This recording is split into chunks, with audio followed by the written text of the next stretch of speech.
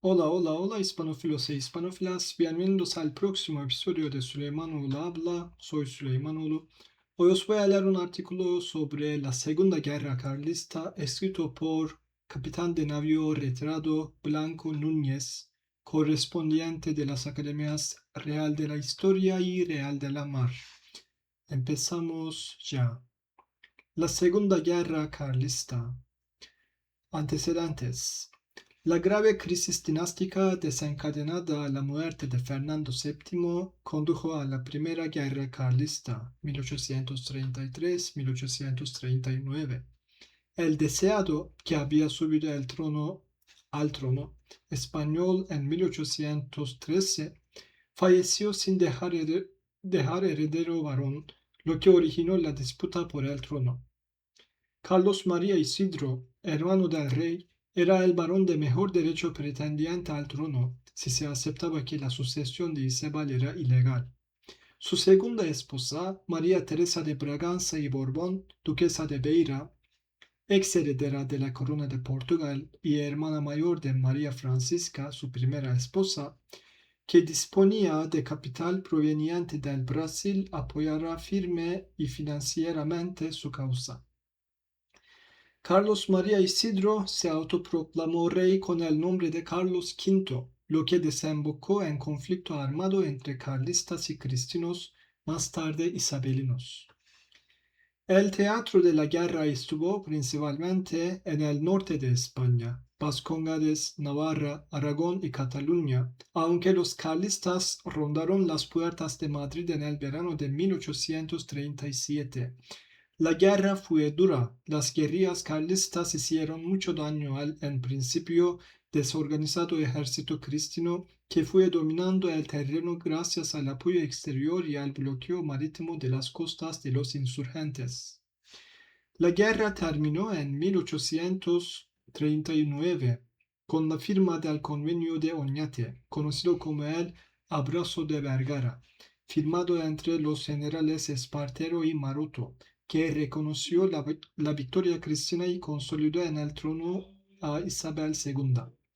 Sin embargo, la causa carlista continuó latente desde su corte, exilada en Trieste, se alentaba a los vencidos, se reclutaban nuevas fuerzas y, a la postre, desencadenaron la Segunda y la Tercera Guerra, que también perdieron. Durante las tres guerras, los motes o apelativos con que se designaron a ambos bandos fueron los siguientes: los partidarios de la reina Isabel II, cristinos, isabelinos, liberales, gachupines, progresistas, constitucionales, por la de 17 de marzo de 1812, la Pepa, y rojos, no confundir con los que se autodenominaron así tras la Revolución Rusa de octubre de 1917. Los que apoyaban la causa de Carlos V y la de sus sucesores, carlistas, carcundas, legitimistas, requetés, cruzados, verdes, fueristas o absolutistas. Hasta el estallido de la Segunda Guerra, hubo varias revueltas sofocadas con más o menos rapidez y dureza.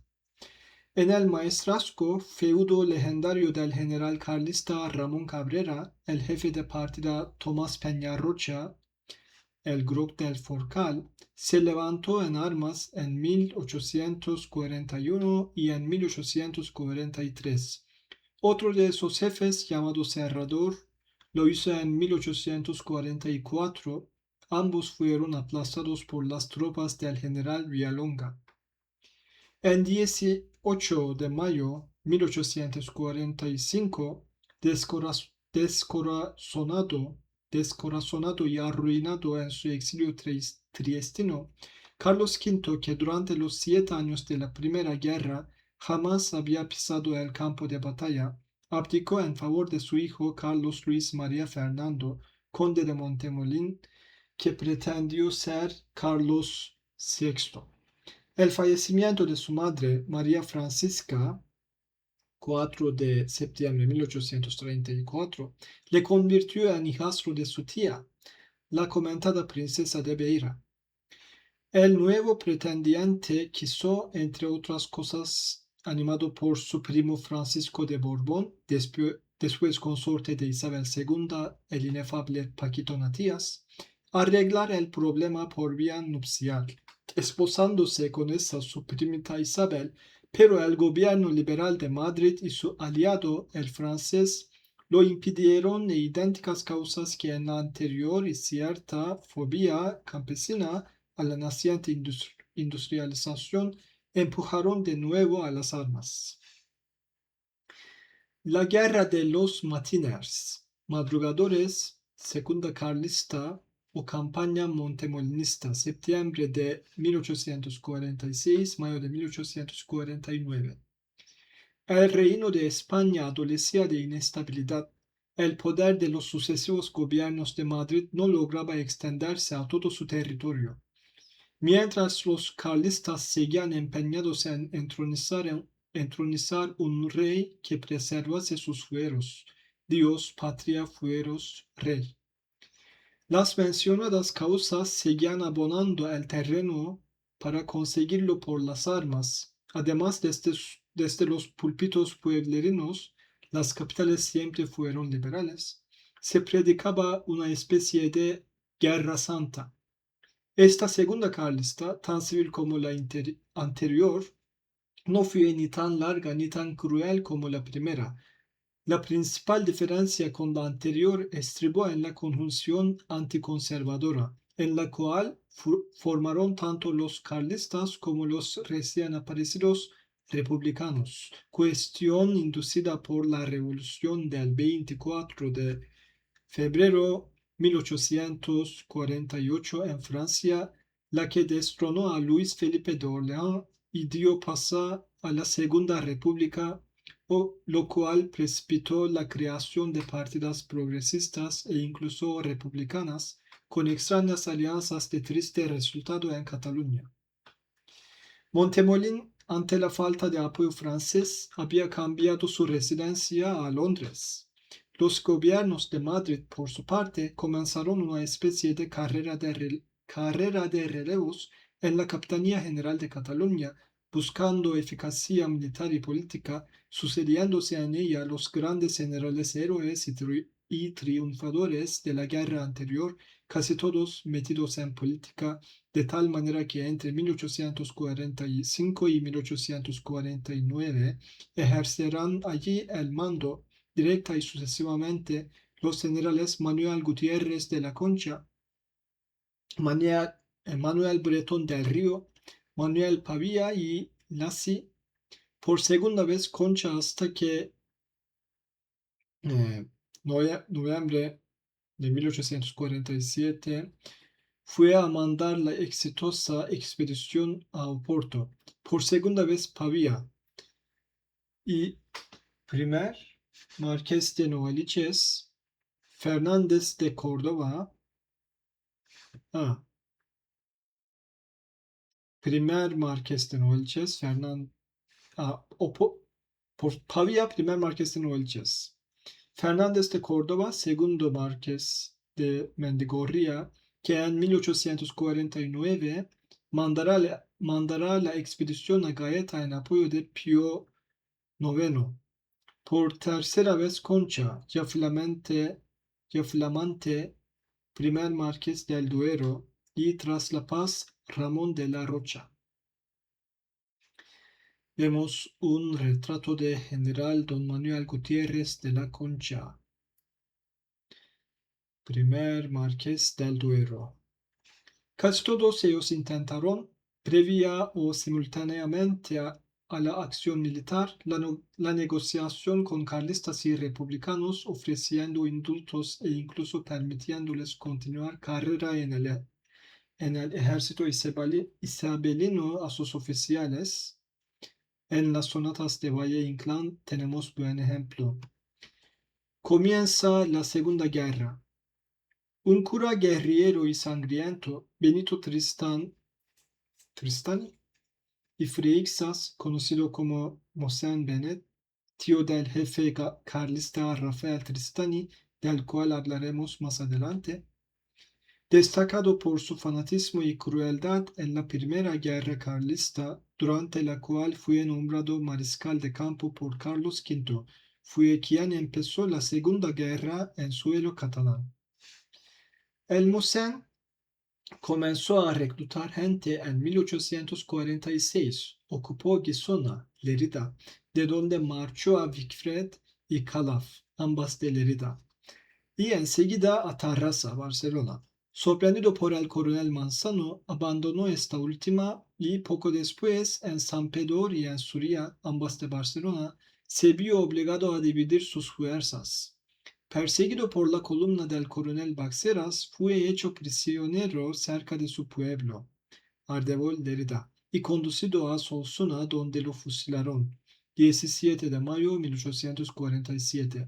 Al mismo tiempo fue también preso su compañero Bartolomé Porredón, Ros de Eroles, el cual fue sorprendido en su cama enfermo y muerto a bayonetazos.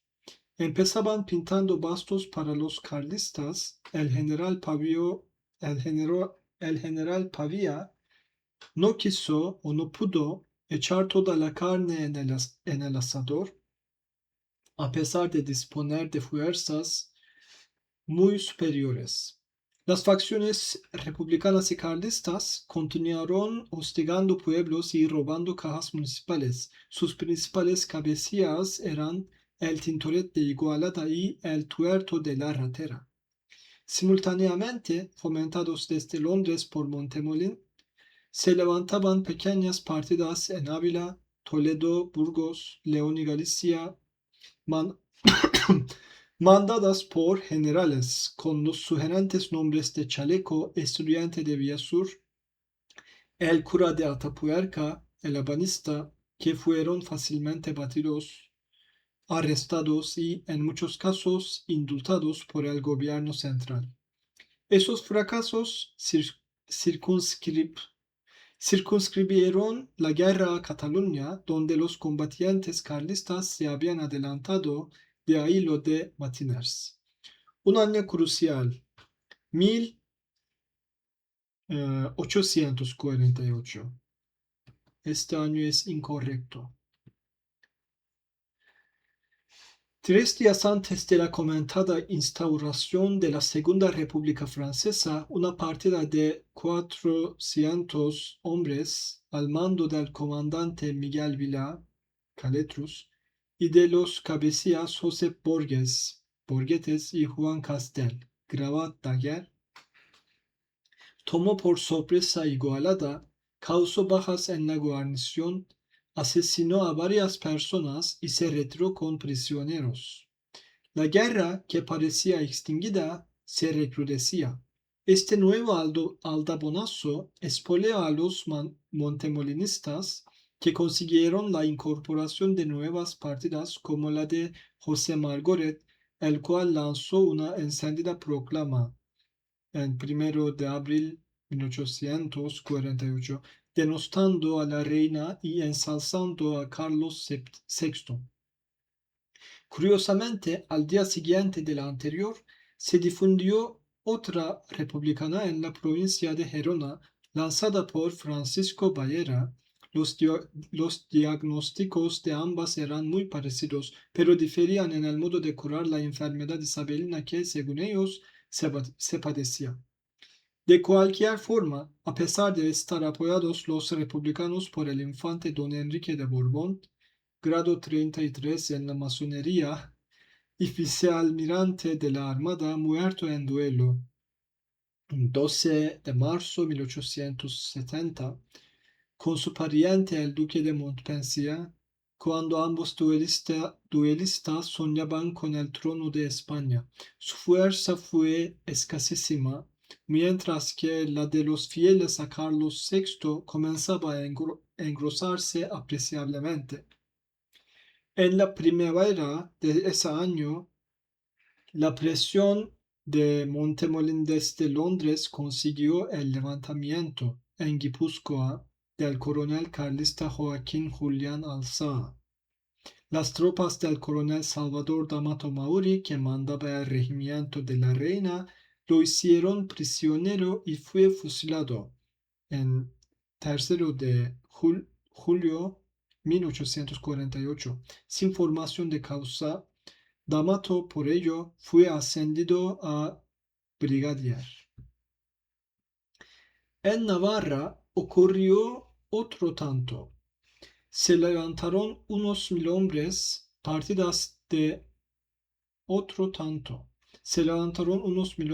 partidas de Zabaleta, Ripalda y Zurbiri, pero fueron desbaratados por las tropas del general Juan de Villalonga. Tuvieron que internarse en Francia unos 400 o acogerse al indulto unos 200 o simplemente regresar a sus casas el resto. En Extremadura, el general carlista Mariano Peco, que había entrado desde Portugal, será batido y encarcelado en Madrid. En Andalucía, los montemolinistas embarcados en Londres no pasarán de Gibraltar y, en Aragón, la partida del Cojo de Cariñena se acogerá al indulto en Calatayud en 2 de agosto de 1848. Además, se abortaron conatos de sublevaciones hasta en la mismísima capital. Cataluña, pues, se quedaba sola ante los isabelinos. Contaba con pocos hombres, pero tenían grandes apoyos logísticos en las poblaciones rurales. Por entonces, 23 de junio 1848, el general Ramón Cabrera y Griñó entró desde Francia a mandar las fuerzas carlistas. El indomable Tortosino, que había salido de la primera con el mote de El Tigre del Maestrazgo, moderará su impiedad con el enemigo durante esta segunda, en la cual cosechará derrotas, sufrirá traiciones y, finalmente, escapará por los pelos a Francia, exiliándose en Inglaterra, cerca de Montemolín, como tantos otros de su bando. A los títulos previos de primer duque del Maestrazgo y primer conde de Morella, añadirá Carlos VI el de primer marqués de Alter por las operaciones habidas en esta guerra cerca del cauce de dicho río donde, como veremos, estableció su base de operaciones. Prueba de la mencionada moderación la encontramos en la primera arenga a sus tropas al entrar en España. Nuestros pasos tienen que ser muy distintos a los de otros tiempos. La época de los frailes, la Inquisición y del despotismo ha pasado, con lo cual parece que tendía la mano a los movimientos republicanos. Vemos un retrato de general don Ramón Cabrera y Griñó, el tigre del Maestrazgo. En el juego económico que late en cada guerra, se lanzaban bulos sobre posibles aranceles, librecambismo o implantación del algodón, cosas que no suenan extrañas al día de hoy. Las partidas de Cabrera no llegaban, en principio, a 2 batallones, unos 1000 hombres que enseguida fue incrementando en frente los capitanes generales iban a ir sumando hasta 35.000. Pretendiendo volver a ser el tigre del Maestrazgo, quiso cruzar el Ebro, pero fracasó en el intento y el brigadier Manzano le infligió una severa derrota cuando se retiraba a Estany, Barcelona. Las gacetas de Madrid, no sé qué significa BOE, de la época, daban continuas noticias sobre todos estos hechos, pero por supuesto con la correspondiente dosis de parcialidad. Pavía trató de atraerse a los republicanos con los que entabló negociaciones. Narváez, nervioso con su lentitud, lo relevó por Fernández de Córdoba, 10 de septiembre de 1048, quien, a pesar de las instrucciones recibidas del Espadón de Loja, vio cómo los montemolinistas conseguían filtrar algunas partidas por el Ebro hacia el Maestrazgo se apoderaban del fuerte de la Bisbal, punto estratégico presente en todas las guerras del 19. Y como su subordinado, el general Paredes, era derrotado en Esquirol por Borges. Por su parte, Cabrera vencía al general Manzano en Aviño. Este último cayó herido y prisionero de los carlistas, mas tuvo la suerte de ser rescatado por las tropas del general Paredes. Cabrera había cogido 400 prisioneros. Las cosas iban de mal en peor para los isabelinos, pero en esas los mozos de escuadra, cuerpo creado por Felipe V, detuvieron a Antonio Tristani, sobrino del cura Matiner, lo que supuso un duro golpe a los carlistas, el cual se agravó gracias a las artes políticas de Córdoba, que consiguió incorporar a sus filas al comandante Miguel Vila Caletrus y al brigadier José Pons, Pep de Oli. Por otra parte, Córdoba envió al general don Ramón Novilas y Rafos a batir en detalle a los republicanos, el cual derrotó a la partida de Victoriano Atmeyer, quien, además de la felicidad, había prometido a su tropa 6 reales diarios mientras combatiesen y la licencia total al lograr la victoria.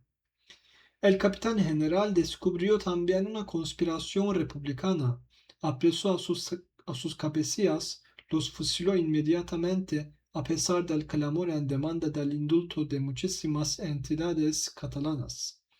Curiosamente, años más tarde ese mismo general Córdoba formará parte de un gobierno radical de Amadeo de Saboya y de otro de la Primera República. El 3 de diciembre de 1848, Córdoba pidió su relevo a Narváez y para ello este envió a su buen amigo y subordinado el general Concha.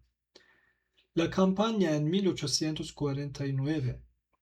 El general Concha, como escribió uno de sus biógrafos, tenía todo para terminar con la guerra: extraordinario valor, pericia en las cosas de la guerra, autoridad y fortuna.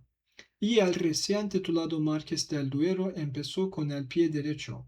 En cuanto tomó el mando, el cabecilla carlista Posas se entregó en Esparraguera tras una acción en la cual el general don Francisco de Mata y Alos, jefe del Estado Mayor de Concha, demostró valor sereno ante el enemigo, lo que permitió la solemne entrada en Barcelona del capitán general acompañado de Posas y llevando entre su escolta lanceros montemolinistas. A los 2000 hombres comentados más arriba, los facciosos añadieron 8000 más e intentaron atacar frontalmente Manresa. Los banderines de enganche carlistas actuaban con total desparpajo a la vista de Barcelona. Por otra parte, reaparecía la crueldad. En Mora del Ebro llegaron a verter aceite hirviendo sobre los propietarios que se negaban a pagarles la contribución. Concha, que había salido a campaña el 19 de diciembre de 1848, tuvo que esperar a que amainase el temporal y no salió de Gerona hasta el 11 de enero de 1849. Cabrera estaba en Amer, entre Gerona y Olot, a la orilla del Ter, donde había establecido su base de operaciones y en la cual tuvo que luchar contra traidores, desertores y hasta asesinos que intentaron envenenarlo. Desde allí envió fuerzas para asediar Vich, Olot y Solsona, a lo que se oponían las fuerzas mandadas por el Estado General Novilas. El M, no sé qué es M, de Concha, Diseñó una operación para que 3 columnas al mando de los generales Ruiz, Novilas y Ríos convergiesen simultáneamente sobre la posición de Cabrera, pero malinterpretando las órdenes del mando, el brigadier Felipe Ruiz y Ruiz se anticipó en el ataque a Amer. 26 de enero 1849, exactamente al lugar del pastoral. Allí, Cabrera estaba adiestrando a sus tropas, tenía instalados talleres e incluso pretendió fundir cañones. En ese lugar, un puente de madera salvaba el Ter, en cuya orilla derecha estaban las posiciones carlistas y en la izquierda los mencionados talleres. Lo prematuro del ataque de Ruiz lo puso en grave aprieto, pues, sobre ser rechazado, estuvo a punto de perecer con gran parte de sus hombres. Lo salvaron las llegadas, 27 de enero de 1849, de Novilas, que venía desde Gerona, cuyas tropas la cruzaron con el agua llegándoles a la cintura, buen precedente de Alhucemas, 1925, y las de Ríos, que lo pasaron por un cómodo vado. Sus esfuerzos salvaron a 50 soldados de Ruiz cercados en unas casas cercanas. La artillería isabelina cooperó, instalando una batería cercana al puente, y un batallón del regimiento de Astorga tomó las posiciones más fuertes del enemigo. En la acción cayó herido Cabrera. Una bala de fusil le atravesó el muslo derecho, pudo escapar y esconderse para atender a su curación, regresando a campaña el 11 de febrero próximo siguiente. A su regreso se enteró de que la partida del general carlista Marcelino Gonfalus, alias Marsal, se había unido a otras nuevas republicanas. Y menuda santa alianza. Es la punto de exclamación reverso. Menuda santa alianza, encabezadas por Bayera y Atmeyer, que trataban de reclutar más gente, pero sorprendidos infraganti por la diligencia de Concha, la partida del segundo se acogió al indulto.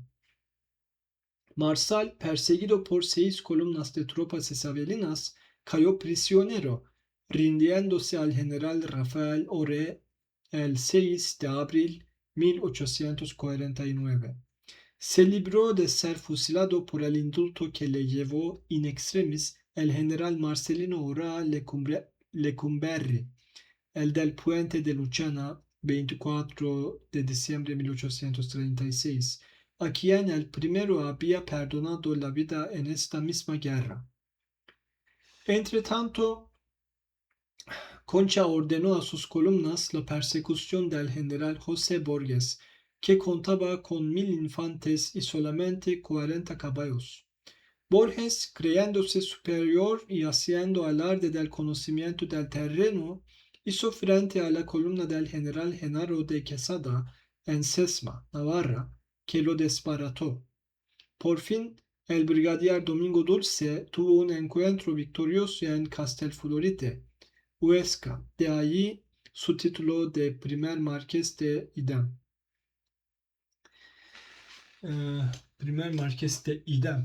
Contra las tropas enviadas por Cabrera al Alto Aragón, mandadas por los generales Pascual Gamundi y Domingo Arnao. Debido a estas contrariedades y a la indisciplina e insubordinación de algunos jefes de partida, Cabrera reclamó viniese a Cataluña Montemolín, a lo que accedió el pretendiente. Para ello, salió de Londres, 27 de marzo de 1849, atravesó Francia, donde 6 aduaneros franceses, vestidos de payeses catalanes, lo apresaron cerca del fronterizo monasterio de San Lorenzo de Cárdenas, Guardiola de tras haber caído en una zanja cuando intentaba escapar a la carrera. Quedó detenido con pena y sin gloria en el castillo de Perpiñán. Cabrera repasó la frontera el 26 de abril, herido y a hombros del general Gamundi, que no consintió en abandonarlo. Se exilió con tan poca fe en la victoria como la que trajo en su entrada del año anterior. El 15 de mayo de 1849 finalizó la Segunda Guerra Carlista. Conclusiones. La Segunda Guerra Carlista terminó con la derrota de los montemolinistas gracias a la superioridad militar, más de 3-1, a los recursos de los isabelinos. Espartero y Narváez, presidentes del gobierno, fueron claves en la victoria, apoyando con hombres y material a los generales que enviaron a sofocar el levantamiento. La causa carlista no pudo levantar cabeza hasta 1872, cuando comenzará la muy cruel Tercera Guerra, que durará 4 años y proporcionará el título de pacificador gracias al general Martínez Campos al restaurado Alfonso XII. Esta, la de los Martínez, consolidó el poder de los liberales sobre toda España y la confirmación de Isabel II en el trono hasta 1868. La guerra de guerrillas fue su clave, permitió a los carlistas encarar fuerzas superiores, pero que no dominaban el difícil terreno montañoso. Cataluña se convirtió en teatro de esta guerra debido al arraigo del carlismo en sus pueblos, a la facilidad de las comunicaciones con el sur de Francia y la explotación de la orografía catalana pirenaica, como había ocurrido en las 2 guerras anteriores de este siglo XIX. Y hasta aquí el artículo. Gracias por acompañarme. Nos vemos en el próximo. Chao.